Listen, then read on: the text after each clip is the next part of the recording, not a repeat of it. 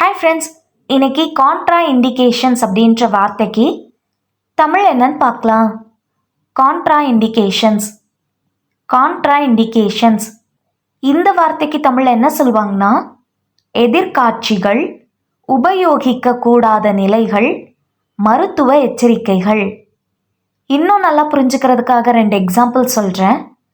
First example, pregnancy is a contraindication for this medication. கர்ப்பம் இந்த மருந்துக்கு ஒரு எதிர்மறை அறிகுறியாகும். Second example, the doctor discussed the contraindications before prescribing the drug. மருந்தை ஒத்துழைக்கும் முன் மருத்துவர் எதிர்மறை அறிகுறிகளை பேசினார். இன்னொரு வீடியோவில் வேற ஒரு ஆங்கில வார்த்தைக்கு தமிழ் என்னன்னு பார்க்கலாம்.